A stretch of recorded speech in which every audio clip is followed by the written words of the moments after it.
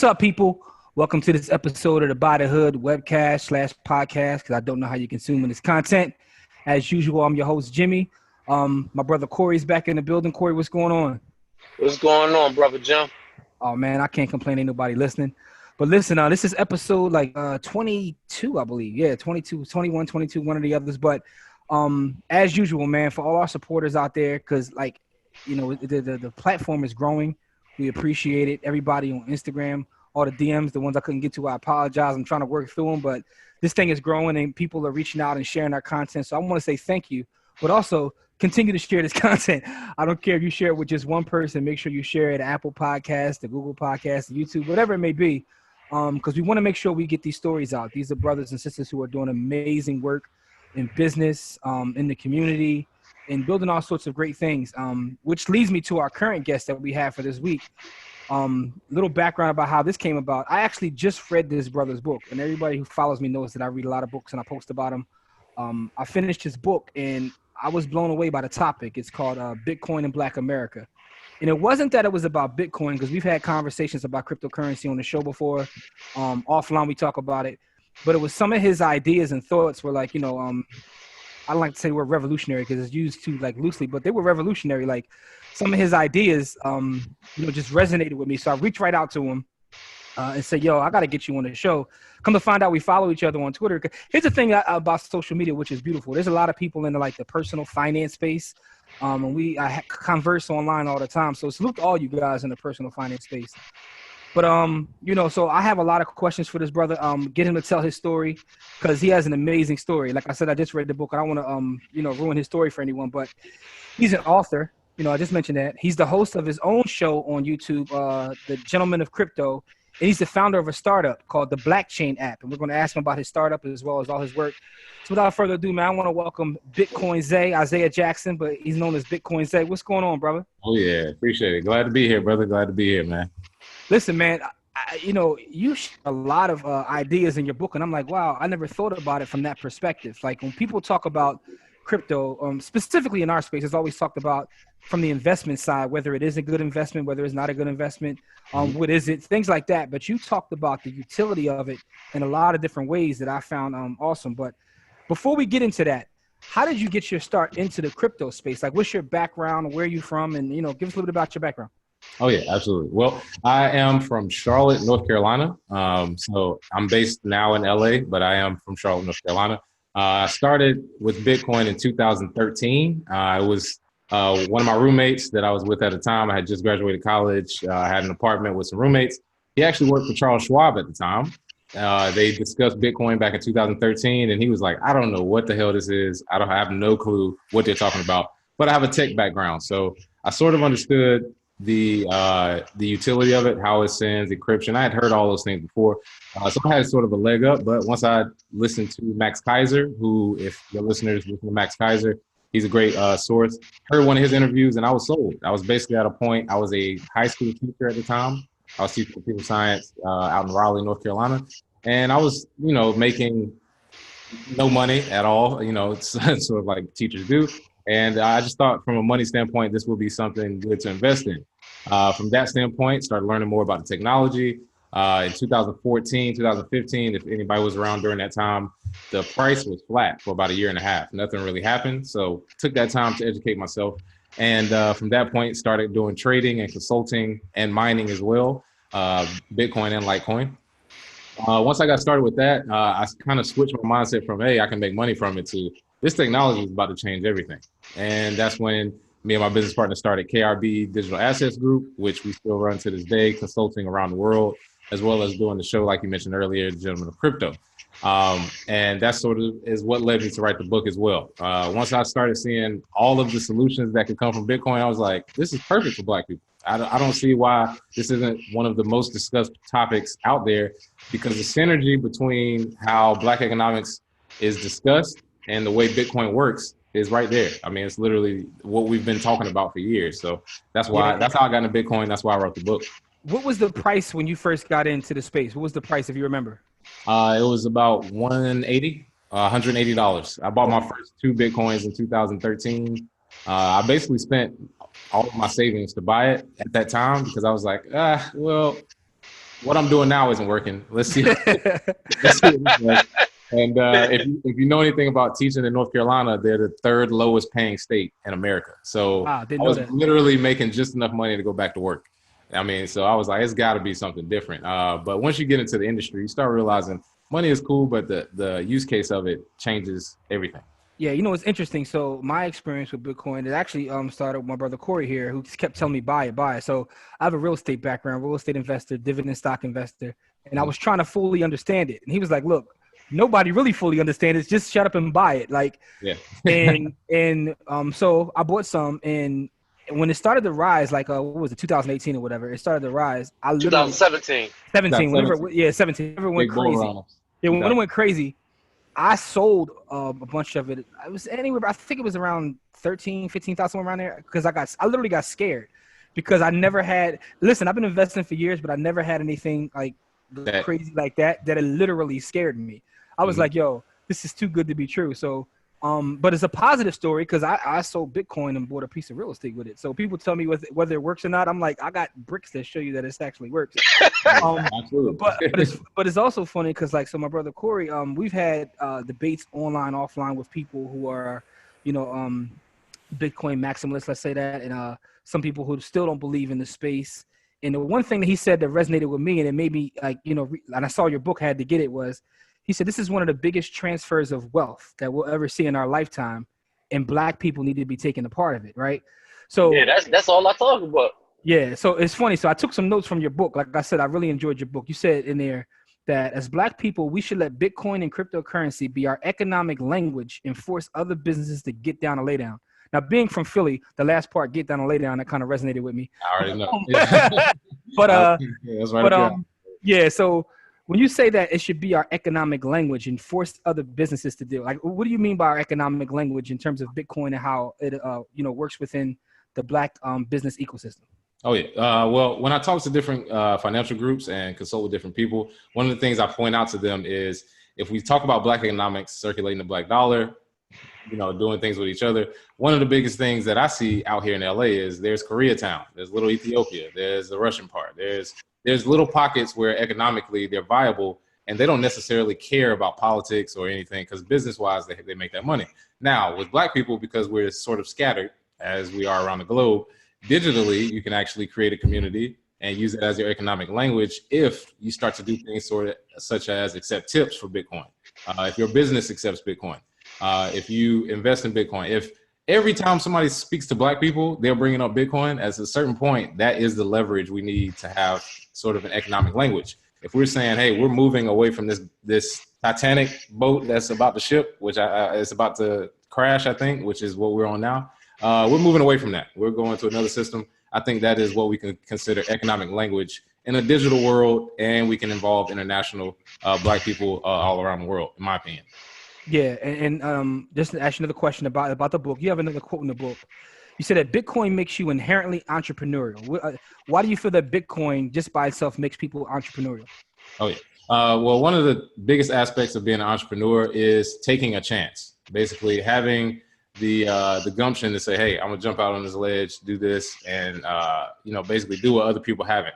That's what Bitcoin sort of presents for people. But when you get into the Bitcoin business, as far as buying and selling it, being able to see market trends, starting to do cash flow as far as how much Bitcoin you have coming in, how much you have going out.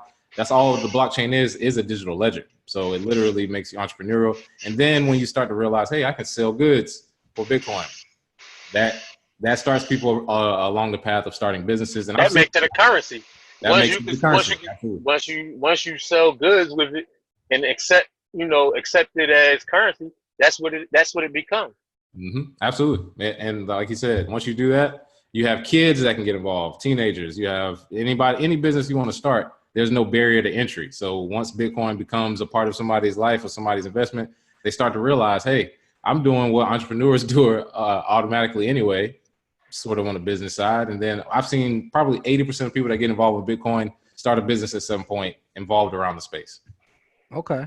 That's interesting, right? So I got a question for you that I get a lot of times online when people ask about, because now there's not just Bitcoin.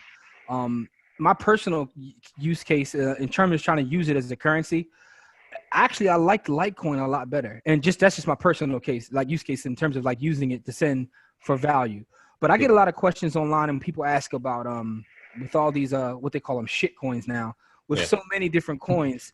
How do you weed through what's legit, what's not legit? I mean, I understand there's information, there's white papers and things of that nature, but how do you really get to the bottom of what's something that should be considered valuable versus something that someone just did a money grab?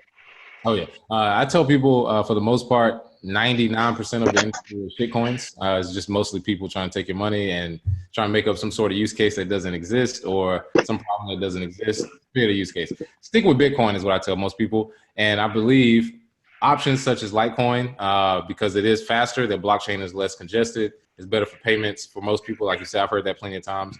There's other use cases for other coins, yes, but I always tell people to stick with Bitcoin. The other ones that you like, it'll be based on your discretion. But when you're in this industry long enough, it's sort of the horseshoe. You go for Bitcoin, you go to all these other altcoins, you start getting interested, and then you return back to Bitcoin. Like I said, you basically realize the factors that made Bitcoin great is sort of what every other project is lacking. I mean, that's usually how it is. Now, from a business standpoint, for example, Ethereum, they have partnerships with Microsoft. They're having partnerships with other big companies. I tell people all the time, those companies, they're companies. They have to adhere to the rules. But if we're talking about a truly decentralized economy changing the world, stick with Bitcoin. Yeah. It is interesting because speaking of it making entrepreneurial and all these new coins, I was reading today that the Brooklyn Nets player Spencer Dinwiddie, that he was trying to like tokenize his NBA contract. Did you read that news? And what did you think about that project? What he tried to pull off, the NBA told him he couldn't do it. What do you think about that? Oh yeah, well, shout out to Spencer. Just saw him September 1st at an event out here in LA. Got him the book. Shout out to him. He told me he had some big plans coming, and when I saw the news, I was I was happy for him, but they shut it down. They told him he couldn't do it, couldn't tokenize his project or his contract. And what I think is what he did, just him saying it, even though they shut it down, first one through the door always gets shot, right? Yeah, I agree. So as soon as he brought it up, I figured it would get shot down. I was like, they're gonna try and mess with him somehow. The good thing is now that people know that that's a thing, like, hey, I can tokenize my contract. Bigger players will start to look at that and say, hey, I can make way more money than I'm making with the support of people who believe in me buying into my contract than what they're paying.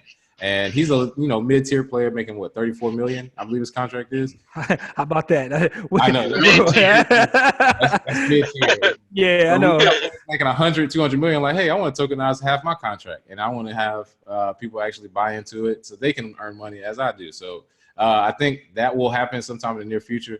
It's baby steps, though. Like I said, him, Russell Okung in the NFL saying, pay me in Bitcoin. It's all about it's just baby steps. And then once it gets going, it'll be like we always were using it. Yeah. I just thought it was interesting. It was like outside the box thinking, and I thought that was good. Something else that resonated with me in your book, right? So I'm a student of Dr. Claude Anderson in Powernomics, and something you said reminded me. It says protests such as Occupy Wall Street did not work. A bunch of disgruntled citizens sleeping in tents playing banjos outside of a bank changes nothing in regard to social change. Right? But you believe that us actually getting in this crypto space and using it various ways can do more than marches or Occupy Wall Street, right? Oh, yeah. Absolutely.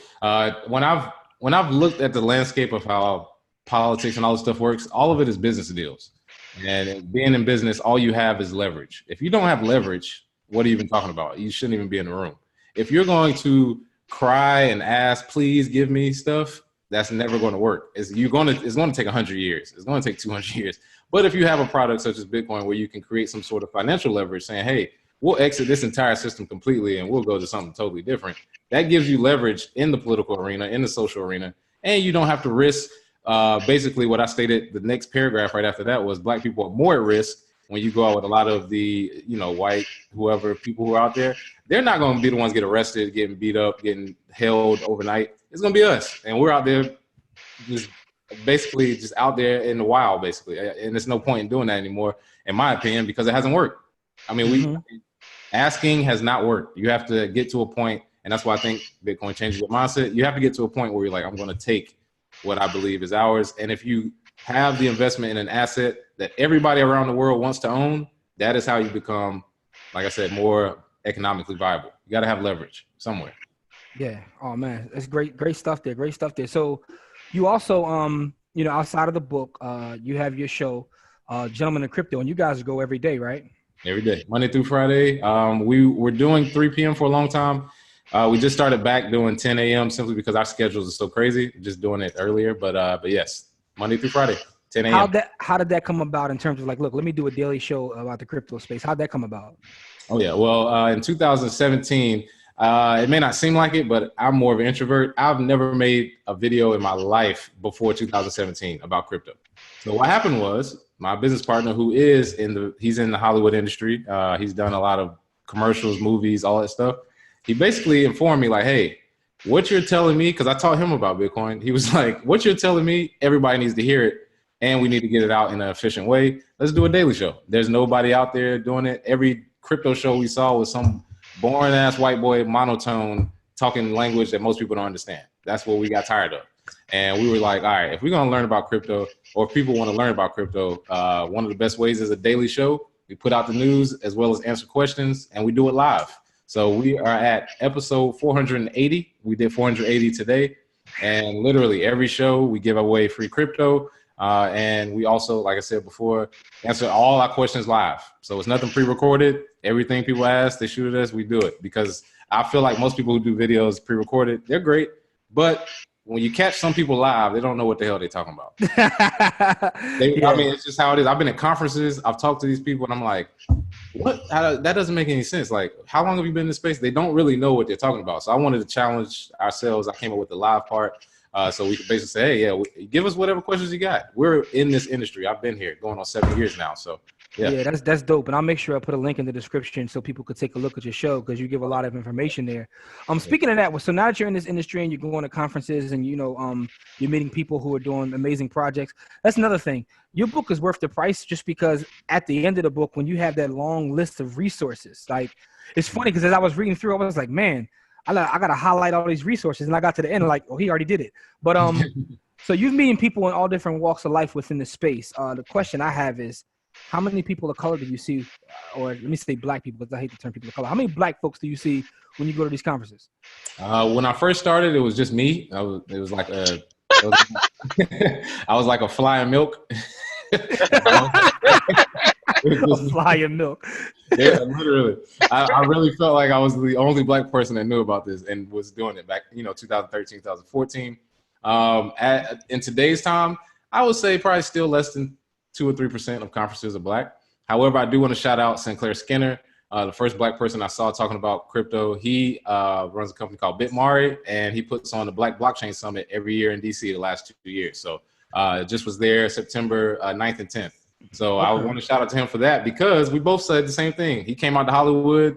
I met up with him through Twitter, like he said, social media.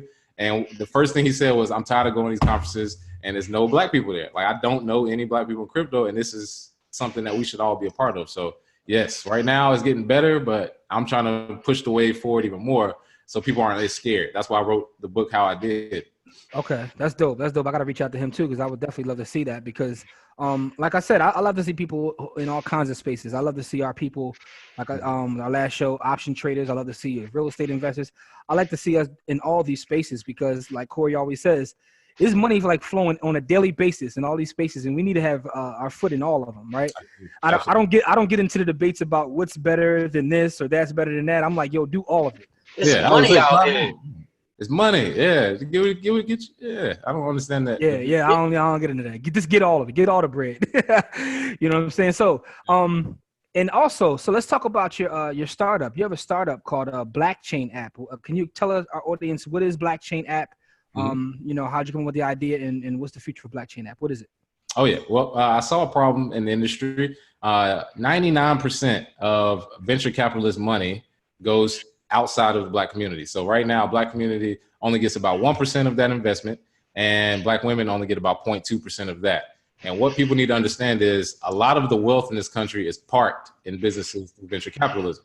That is where the wealth sits. People say I'm worth 80 million. No. 50 million of that is parked in businesses that they can't really touch and that's not liquid. That's where the money is. So what I realized is if you combine a new money system, Bitcoin and cryptocurrency, with an investment platform, what you can get is businesses getting venture capitalist investment in fiat still through cash, but also the option for Bitcoin.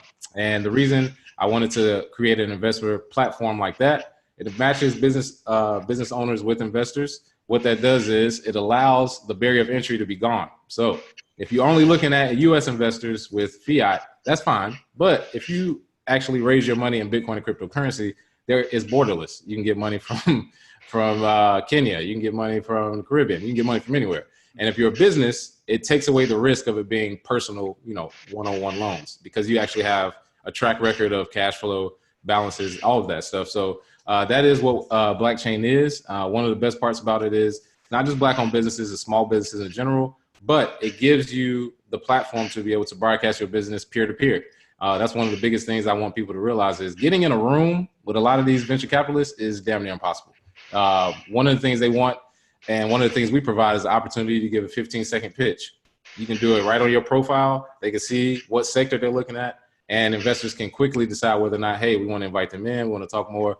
And I want us to be the standard for Black-owned businesses, but for any small businesses to get in the room. Because venture capitalists, they're not looking really outside of their immediate circle. Like in San Francisco, that's who they talk to. But we're trying to change that with Bitcoin and crypto. So you're saying even within the space, the businesses that are within the space can kind of like do business together. Okay. We have a directory as well. We have something called a social credit score. So whenever you pay back loans or pay back investments, it actually increases it.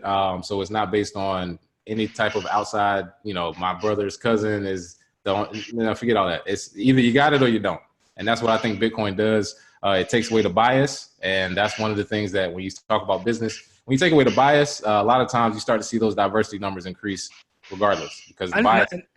Yeah, I just want to make sure I'm following you. So is this like just loaning the business money, or is also equity position? You get an equity position as well.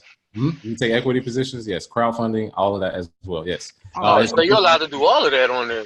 Oh, yes. That's dope. That's dope. Yep. And my CTO is out here in LA right now. We're finishing the private beta by the end of the year, and we'll have that out. Everybody can sign up on blockchainonline.com to be the first to use it. So okay, so people can get into the private beta now.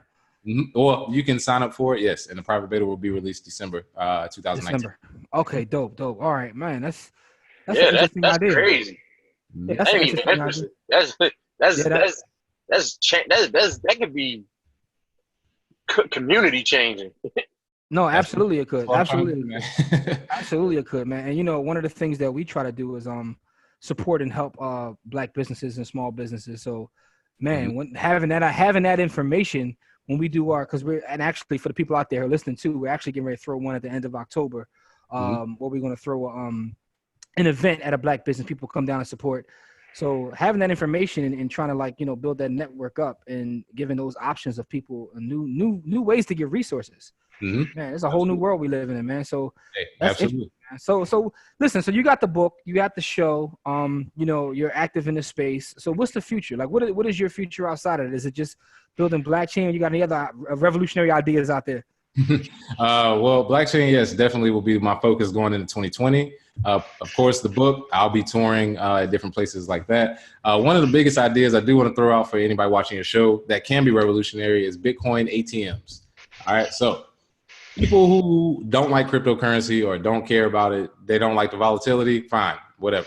But during the gold rush, the people who made the most money are the people who sold shovels. And what I'm offering when I tell people about Bitcoin ATMs is a chance to sell the shovels. If you have a Bitcoin ATM, it doesn't matter if the price is going up or going down. People will buy, people will sell it. This industry is not going anywhere. And the biggest thing about the Bitcoin ATM industry is there are only 5,600 ATMs, Bitcoin ATMs in the world, right? The average bank has 15,000 ATMs apiece, right? So it's very early in the market, very, very early. So what I'm trying to encourage people as a owner of a Bitcoin ATM, you can earn percentage off of people buying Bitcoin with cash and selling it for cash. Buy the shovels, basically, in the Black community. And I have found someone that has a large amount of ATMs, over 1,000 ATMs available for sale for Black people. If you want to be able to buy Bitcoin ATMs, they lease it and you earn your percentage quarterly. 1,000 ATMs is 20% of the market. So, oh man, I'm gonna hit you offline about that. That's definitely gonna get hit. Exactly. So one of the things I'm working with the company, I have an NDA with them, so I can't discuss them. But one of the biggest things is location. If we get locations, the ATM itself, is good, but the location, you get the real estate, because when the market takes off again, remember in the bull market, it's not just price that increase. everything increases. Views on your videos, people talking about Bitcoin in public, people using Bitcoin ATMs. Every industry increases. So what happens is, if we can start to get that real estate now, in 2020, before the halvening in May, I believe we can have a good number of people that have ATMs either set up or on the way to being set up. And when people are running to buy or sell Bitcoin, make money either way, and you get paid in Bitcoin if you want. So if you believe in this industry, you can. If not, you get paid in fiat. Doesn't matter. What I'm trying to tell black people is you can make money either way. Who cares about the price? So even if you don't like it, do that and just be like, everybody's gonna sell it. Perfect. Then get your percentage from a Bitcoin ATM. Don't sit around and just let it happen. There's a lot of ways to find this money. We got about 5 of them here in Philly. Yeah, that's all. But none of them, I guarantee you, none of them are ours. Let's put it. No, I can guarantee none of them belong to somebody with bronze skin. But before we get you out of here, let me ask you another question. So someone who's watching this and they're like, okay, that's interesting. I want to learn more about the space. Outside of getting your book, we want everybody to go get the book. What is the first step you would give in terms of advice for someone looking to get into the space? Oh, yeah. Well, first thing is get skin in the game. Buy some Bitcoin. $5 worth, $10 worth. If you have Cash App right now, you can literally buy it through Cash App. That's the easiest onboarding app I know, because people use it anyway. They use Cash App anyway. Buy Bitcoin through there. Have some skin in the game. What you need to first learn is how to send it, how to receive it. Because one of the things I talk about in the book is the internet age came and you didn't have to know anything about TCP IP protocols. You didn't have to know about layer 2. You don't have to know about local area net. You know how to use the internet, right? You know how to click. And Bitcoin is going to get to that point. So all of this information about blockchains and mining and hashing, you don't really have to know that in order to be able to use it. So the first thing I tell people is get some skin in the game. Buy some Bitcoin, use it, send it a small amount so you don't feel like you're losing anything. And make sure you pay attention to news. You can watch our show, just news in general, crypto, Bitcoin news, 5 minutes every day. Check it out. One of the things you have to do is educate yourself. That's the second thing. Get some skin in the game, educate yourself. And then the last thing I would say for beginners is once you have done all that, use what you already do to earn Bitcoin. If you already sell goods, if you accept tips for your job, there's a website right now called TryLolly, TryLolli. They have over 300 stores, Walmart, Sephora, Target. It's a bunch of them on there. You buy stuff anyway. Just buy it from there, and you earn Bitcoin cash back rewards. Literally. Oh, all right, dope. Up to 27% on some of these goods. So just buy what you already buy, or do the things you already do. Just incorporate Bitcoin into it. So those are 3 things I tell people when they start. Skin in the game. Make sure you educate yourself, and then do what you already do to earn Bitcoin. You know, it's funny, right? Because even after getting into the space, making the money I made, or what have you, when Cash App first got it, I went and bought some on Cash App. I like to use all the different platforms just to see how they work. So when people ask questions, I can, you have experience. But it was something about Coinbase is one thing, Binance is one thing. When I used it on Cash App, something actually clicked to me because of the ease of transferring it to fiat if I wanted to, but also just being able to get it that fast. And now you can, send right through it was just so much easier. Something actually clicked to me this could be utilized. It's not just a store of value. No, I know people who swing trade on Cash App. On Cash App, yep. I know a lot of people who swing trade on Cash App. Buy it when it hits low, they sell it when it goes up, earn $200 in a day. I've seen people, and then cash out.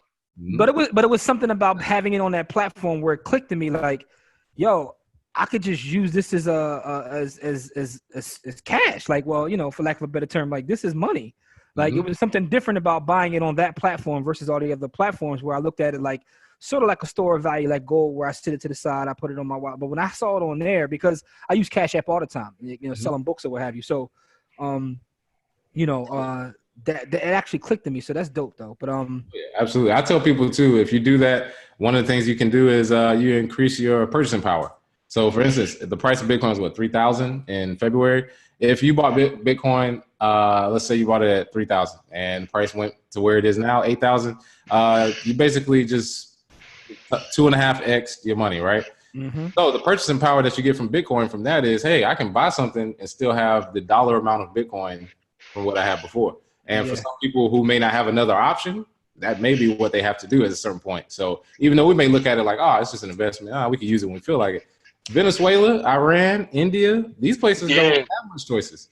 So when they start looking at it like that, they're like, I can continue buying stuff, and still have that dollar value, quote unquote, amount available, this is perfect. So even if you don't use the store value, the utility is still there. And I think that's a great point, because a lot of times when talking to people, they only look at this from the aspect of having it here in our country. But when you think about the world in general, like there's so many places that can use this for so many different reasons, right? Whether that's being like stuck up by all the places that you need to send money back home. Like I've seen people that actually told me, well, I send money back home, and now I do it through cryptocurrency because it doesn't cost me as much. So that's also something else to think about, like how this thing can have a utility across the world, not just here in the States. Absolutely. Yeah. And I mean, we're just at the tip of the iceberg. We're literally just starting. So right now, people are transferring crypto and then moving it to cash. At a certain point, I think people are just going to use crypto or stable coins or whatever. It's going to be digital. So at that point, that's when you'll start seeing fees dramatically decrease. Because when there's no changeover, that's when people are like, oh, we don't need a third party. And that's what crypto was built for, to be peer-to-peer anyway. So can't wait for that day. And that was my next question I was going to ask you is where do you think we are in this whole thing? Like, so we haven't hit our tipping point yet. Like, is this still relatively early in the space? Because some people will say, well, I missed the big rush. Like, where do you think we are in the grand scheme of things? Oh yeah, well, in 2013 when I started, I thought I missed it. So everybody, one of the secrets, one of the secrets of the Bitcoin industry is no matter when you start, you always think you're late. So if you think this is going to last the next 100 years, just start today, because it doesn't matter. You're going to feel late no matter when you start.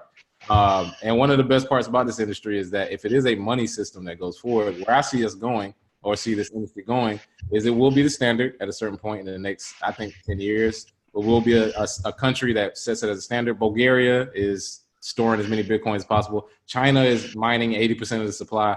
There will be a country that basically is like, nah, we're going to move to the Bitcoin standard. We don't need the dollar, because the dollar is 99% down since Federal Reserve got created. I just see us moving away from that. All the signs are pointing that way. And I think that's where we're headed. Okay, interesting. So Corey, you got any questions? No, he really answers the question, because he basically, market penetration, like you said, China is mining. You got, foreign countries mining it, and once they come off the petrodollar, because that's really what we really on is, the oil standard. That's when it's going to really go down. So, I think we at like 2%, 3% of where we're going to be in the next 20 or 30, in the next 20, 30 years. So you already explained a lot of why I think we only at like 2 or 3% market penetration for what Bitcoin is really going to do, in our society in the next 10, 20 years. Oh, okay. Yeah, we haven't really got started. Not yet. Yeah, and especially within our community, man. So the people out there listening or watching this, hey, listen, look them up, look up the book, make sure you do your research. But think about just having a little bit of skin in the game. Like you said, get some skin in the game and understand what's going on, because Corey always talks about this transfer of wealth, and we want to make sure that we're a part of this. Like I said, get all your money. Mm-hmm. You know what I mean? Don't be one of these people online arguing about this versus that. Do it all, right? Mm-hmm. So listen, man, we appreciate your time. We definitely appreciate your book. Again, it's phenomenal. I can't say enough kind words about your book, because like your ideas, and I don't want to give them all up on the show, but you have a lot of ideas about not only why, but how our people can get into the space. And, like I said, the word is revolutionary. So I want to make sure everybody go get, it's called Bitcoin in Black America. I will put the link in the description. Oh, yeah.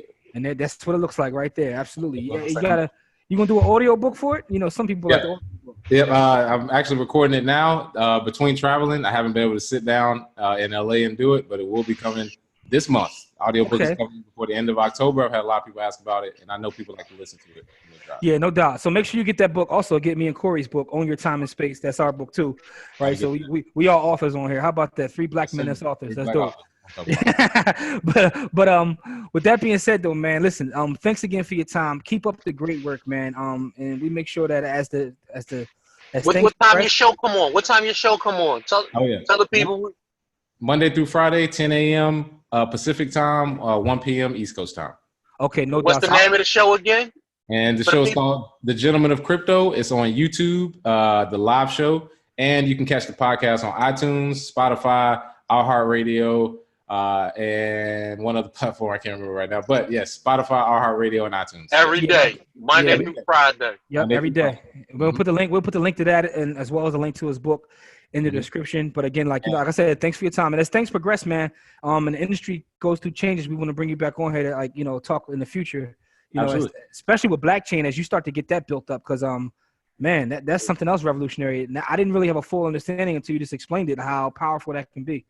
Oh yeah, I appreciate it, man. Yeah, just trying to get it done and act on the solutions that I presented to other people. So yeah, definitely. And I do want to put one last thing. The QR code on the back of the book, if you do purchase it, all of the proceeds to that QR code are going to the Crypto Kids Camp here in Inglewood, California, as well as my hometown, Charlotte, North Carolina. So we just had our first one out here in Inglewood. That one was a success. Had AI, drones. We taught blockchain gaming, gave everybody crypto wallets. So all of those proceeds will go towards the kids, because that's who's going to go. Before we get you out of here, explain the camp, like how to come about it and what was all done there. Because we have our camp here in Philadelphia. We do the Buy the Hood ownership camp. We talk about the ownership of equity in companies and stocks and things like that. So explain this crypto camp you put together. Oh yeah. So I started a crypto kids camp the exact same time as the owners of Crypto Plug in Inglewood, California. Two sisters, Naja and JC Marie. They own the Crypto Plug. We both started crypto kids camps. My part of it was blockchain gaming, art, and coding. And then she had the drones, the crypto wallets, and the Bitcoin ATM in the facility. So when they did theirs in Inglewood, taught kids, we had about 12 kids for that one. And then in Charlotte, we'll be doing that one this next summer coming up. So yes, the actual sign-up process, you can go to Crypto Plug, actually holler at them, because the sign-up process for the next camp is starting soon. I don't know exactly, but yes, I have to talk to them, but yes. How often y'all do the camp? Right now we're looking at just once a year, but actually we're about to extend it to twice just because of demand. So yes, the next camp sign up will be very soon. So check out Crypto Plug in Inglewood, California. Two dope black sisters that started that. So yes, definitely getting that going. Crypto Plug, that's dope. I gotta reach out to them as well. Listen, man, you're a wealth of knowledge, a lot of information. Again, thank you. Good luck with the camp. Good luck with the book, and good luck with the startup, man. Just want to say thanks, man. And like I said, we'll definitely have you back here in the future.